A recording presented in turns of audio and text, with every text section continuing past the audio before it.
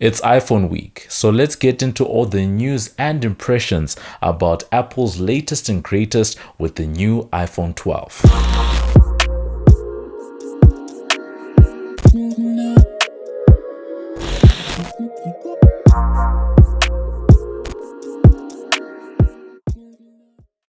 Hey, what up? It's your boy MobbJustice back again with another video, and for today we are talking about the new lineup from Apple. It was iPhone week this week.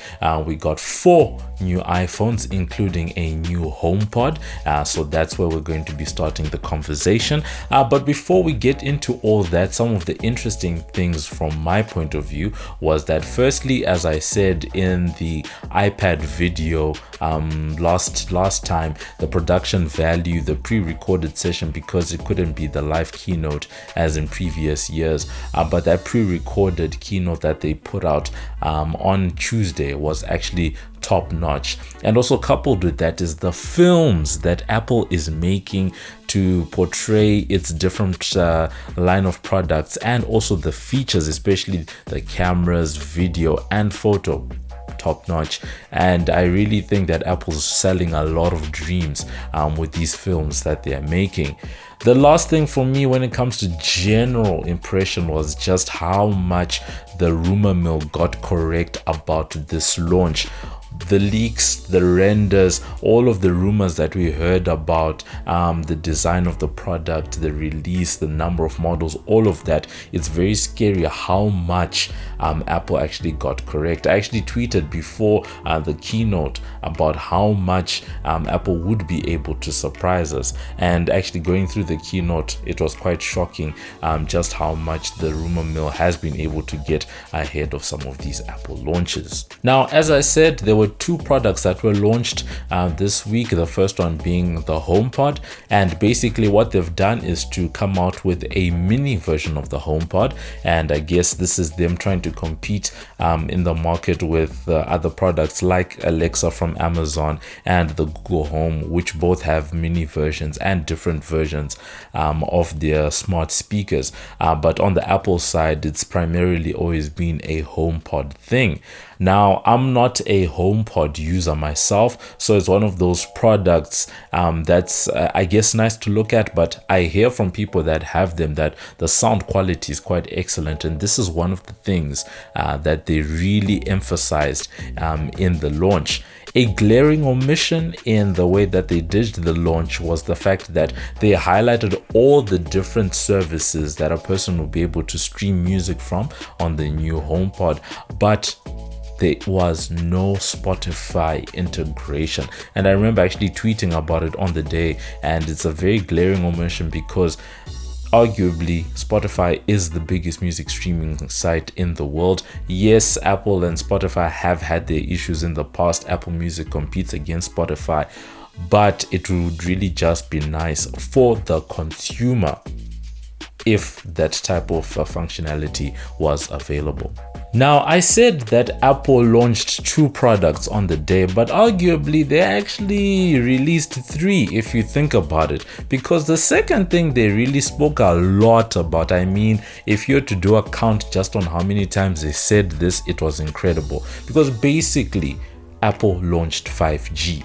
Right, because the new iPhones carry 5G, and one of the things with Apple is that they tend to be the last to the party when it comes to a lot of features, but once they do something, especially when it comes to something like 5G, it becomes mainstream. And we saw a presentation with some crazy speeds that were achieved on Verizon's network, and they're talking about covering 200 million people and all of that. And to be honest, Android devices have had 5G for a long time, but once again, that Apple effect, the fact that Apple now has 5G, and it's one of those things that's across all of their devices that are new at the moment, the 4 new iPhones, is likely to increase adoption, because all the new sales of iPhones that are going to be there in the coming 6 to 12 months are going to add so many 5G users around the world.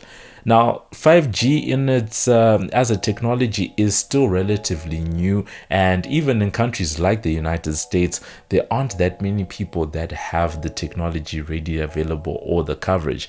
But what Apple is doing, as far as I'm concerned, just looking at their strategy, Apple users tend to keep their phones for a long time. I mean, if you look at this is an iPhone 6s, right? This is a phone that came out back in 2015, but it's still got the latest software. So Apple users keep their phones for a long time. So I think it's a good way that they've been able to future-proof their devices. Now, coming to what people had really been waiting for, that is the new iPhone 12. Apple released 4 new iPhones. That is the iPhone 12, iPhone 12 mini, iPhone 12 Pro, and iPhone 12 Pro Max. Now, the most striking thing about the new iPhones is that new design. You've got the chamfered edges, harkening back to the iPhone 4 and iPhone 5 and 5S. Arguably some of the best designed phones. My favorite out of all of them was the iPhone 5. It was a small phone, too small for me at the time when it was a thing, but the actual design with the metal back and the squared off edges, that was an excellent design back in the day, and it's really nice to see that Apple has moved to that design language with the new devices. Unfortunately, this is just a personal gripe of mine, but I've never liked or appreciated the notch on the iPhone, especially when it came up in the iPhone 10 a couple of years ago. And my gripe is on a couple of points. Firstly, a number of Android phones have approached this notch thing in a lot of creative ways. Hole punch cutouts. In some cases, they're doing in glass selfie cameras, all of these different developments. But Apple, for some reason, keeps with this antiquated design. And the big issue is, if you were to lie these phones flat on a surface, you have the iPhone 10, 10s, 10s Max, 11, 11 Pro, 11 Pro Max, 12, 12 mini, 12 Pro, 12 Pro Max. That's about 9 or 10 different models, and you were to put them all on a surface, you wouldn't be able to tell the difference just on the surface, because they all look exactly the same, right? The design on the front of the phone has not moved. And unfortunately for Apple, the big thing is that on the iPad, they've been able to get rid of those they don't have a notch on that thing, right? And it really looks like a beautiful device. And I think Apple really could have tried a bit harder to actually move their design language a bit forward on that front. The other general thing about the new iPhone is the fact that they've introduced MagSafe. For people that have the older MacBooks, especially pre-2016 models before USB-C, they'll know MagSafe as being that little magnetic power cable that's able to just snap off very easily and click on very easily. And that's what they've come up with for as a wireless solution. And I think it's significant because it means that it's going to be an accessory, another accessory that Apple gets to sell to its users. What is a bit confusing to me is that they're now selling MagSafe as this revolutionary technology, yet on the MacBook side, they got rid of it, making it seem as if it was now an antiquated technology. So it's all of that sort of confusing messaging from Apple. The fact that you take away the technology on one side, saying that it's now old, and then you now introduce it on the iPhone, exciting people, all of this hype, making it seem as if it is this revolutionary technology. Yes, the actual magnets on the back and the way that it works is pretty cool, but as a whole, as the company that came up with MagSafe, Apple, what are you saying? Another quick one about MagSafe, I really thought about it, is that if Apple is able to start teaching people how to charge a phone using something wireless that sticks onto the back of the device and not so much,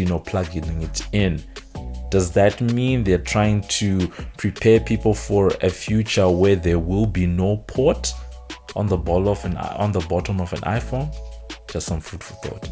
Another thing that Apple has decided to stick with when it comes to the iPhone 12 is the Lightning port, right? On the iPad and the MacBook, we've seen them switching over to USB Type-C, and some people actually thought this would be the year when Apple actually comes to the party. A lot of Android phones are already on this technology, but more importantly is the fact that Apple is using it on the iPad and the MacBook, which means that it's a technology that they do endorse, and you wonder why they've kept this proprietary technology for the iPhone.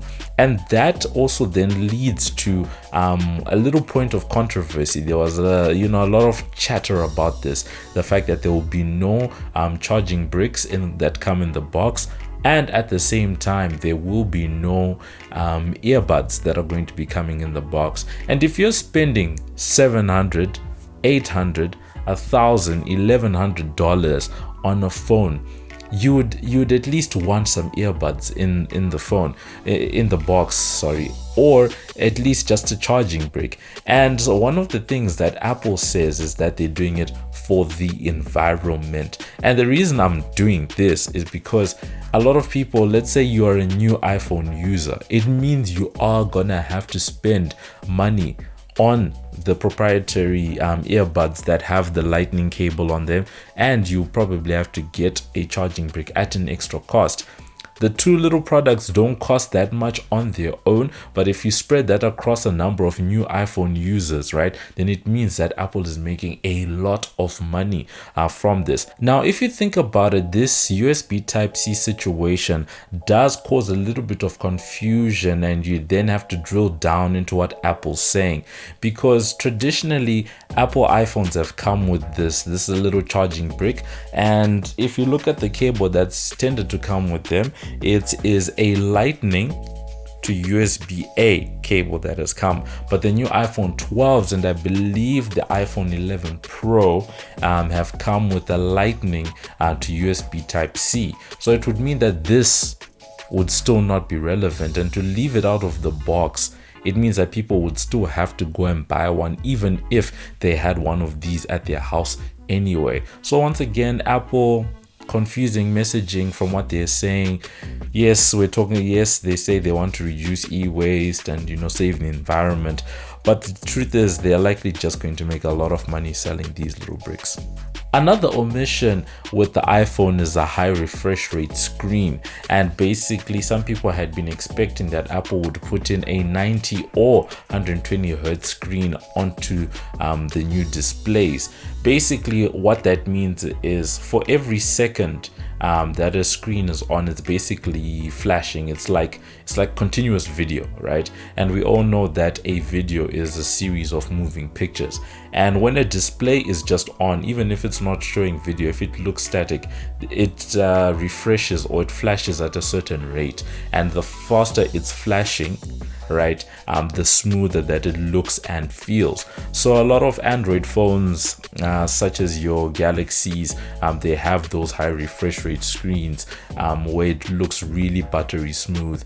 Once again, Apple has done this high refresh rate on the iPad, which is why people thought this might be a feature that comes to the new iPhone. Now, I know that it sounds like I've been, quite critical of the way that, Apple has launched the iPhone 12. And yes, I have a lot of gripes, but on the takeaways, there were a lot of good things that actually came about. Starting off with the iPhone 12, it really does feel like it was a very complete package of a phone that they came up with.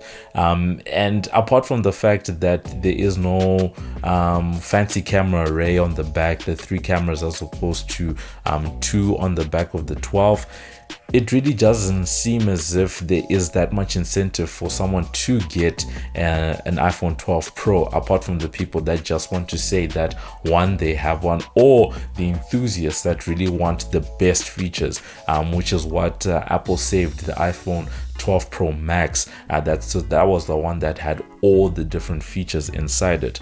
Another interesting product that they did bring out, it had been expected, but the iPhone 12 Mini.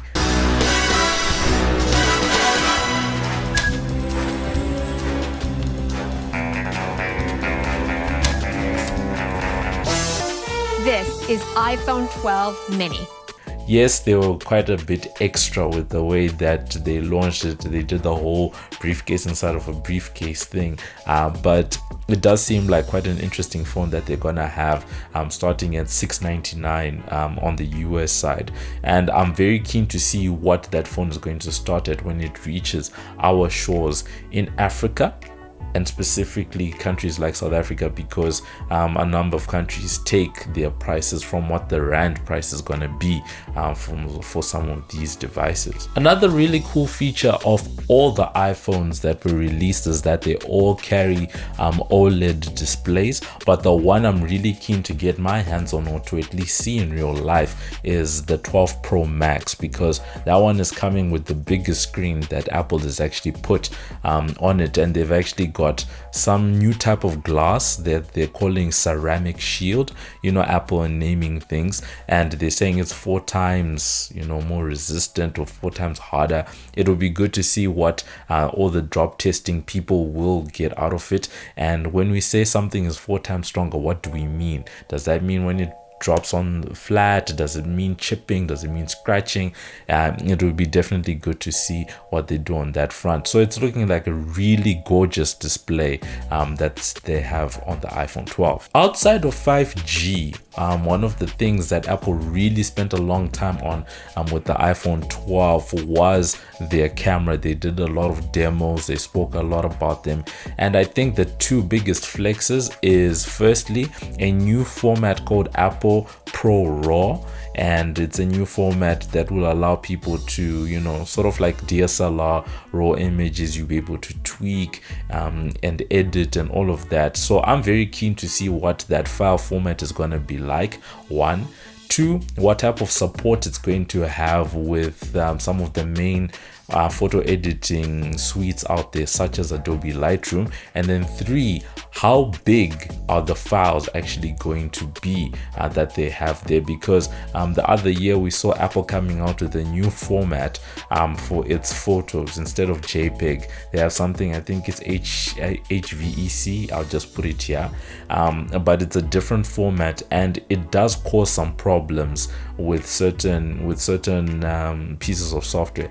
I'm a creator, so I've had some issues actually importing. You sort of have to do some type of a conversion, or at least have a type of software that actually can read the new file formats. So it'll be cool to see how big those files are. Will they be read by Adobe Lightroom? And then thirdly, how much space they're going to be taking up.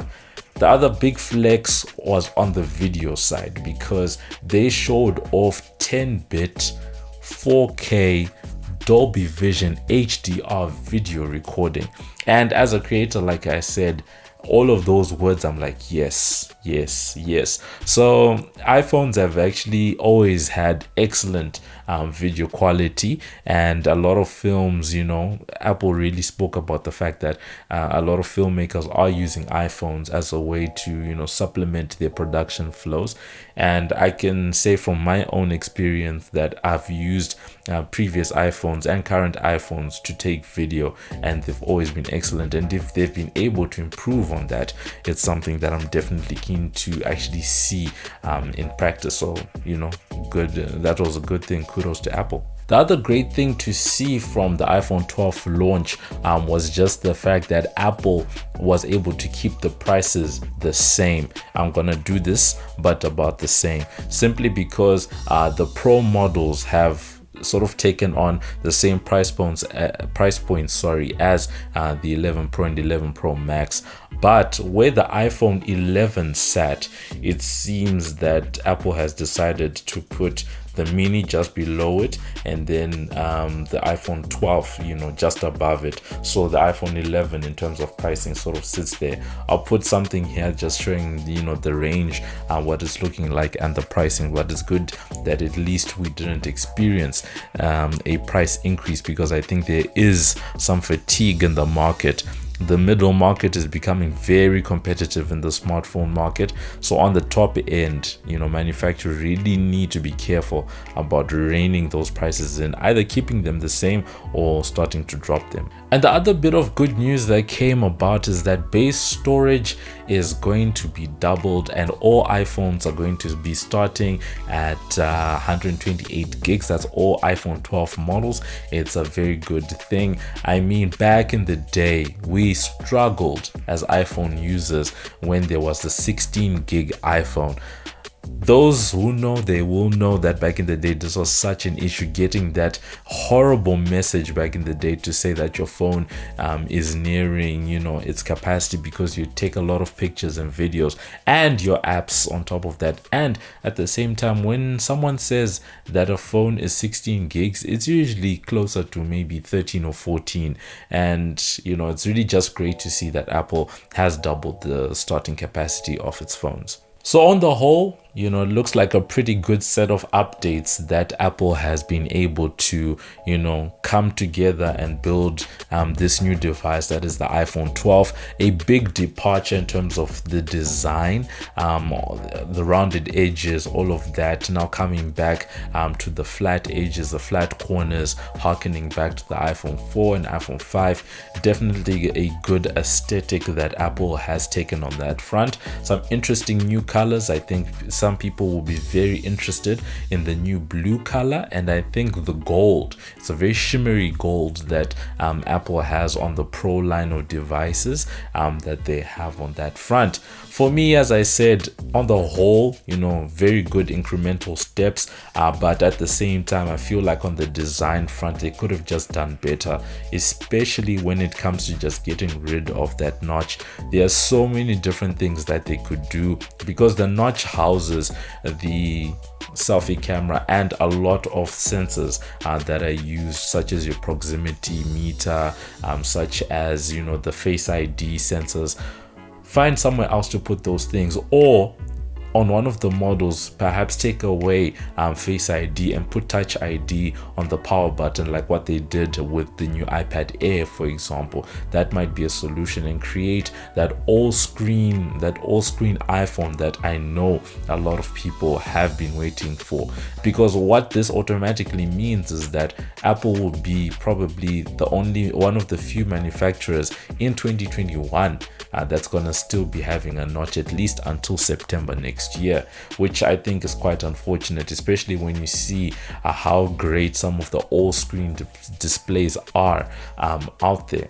And then the last thing, despite everything I'm saying, at the end of the day, iPhone users will buy. We say a lot of things, we gripe, we fight, we go into comment sections, Twitter, or saying all of these things, but iPhone users will buy, and it's likely that the new iPhones are gonna get a great reception, and especially as we move into the holiday season, when traditionally some of these devices get a lot of sales. The other big departure for me, which I think is sort of signifying the move for Apple and where it's going in terms of direction, is that they've released 4 iPhones, and that's quite significant, because back in the day, up until the iPhone 5, Apple traditionally launched one device a year. They had that one phone, and it was competing against a multitude of different devices. But now they have 4, and they're all coming in, at slightly different, and slightly different markets. Because if you think about, at the bottom end, they've got the iPhone SE, and at the top end, you've now got the iPhone 12 Pro Max. Right, so you've got phones covering all of these different price ranges. And for me, what that speaks to is the fact that Apple, in its pursuit to become more of a services-oriented company with Apple Music, Apple TV, iCloud, the news product, all of these things that they're trying to do as services, they need to get as many people into the Apple ecosystem as possible. So if they can have devices across a varied range of price points, then it means they can get more people onto their platform and using more and more of their services. So that's been it, very exciting, just seeing where technology is going. 5G, as I said at the beginning of the video, I think 5G is going to become quite into the spotlight now because iPhone has launched a 5G phone. We're likely going to see sort of a race between mobile operators to see who can have the greatest 5G coverage in the coming maybe year to year and a half in various countries. It might also put some pressure on telecoms regulators in different parts of the world to be issuing 5G spectrum and for the networks to be building up those networks. But as I said, it's one of those technologies. I honestly think 4G is enough for most people, and that 5G is one of those technologies that's more suited to automated factories, autonomous vehicles, that type of thing. But we haven't lived in a 5G world future yet, so it would be good to see what type of solutions people come up with in future. And it's good that a company like Apple is going to likely help the adoption of 5G. So that's been it. Let me know what you think. Did you think this was a solid set of phones that were released? Do you think they did too much? Did they do too little? What are your favorite features? Let us know in the comments, and then I'll catch you guys in the next video. This is Muffs Too Much, and you're watching MobbJustice TV. Like us on Facebook, follow us on Instagram, follow us on Twitter. We're there on YouTube. Thank you for watching our video. Subscribe.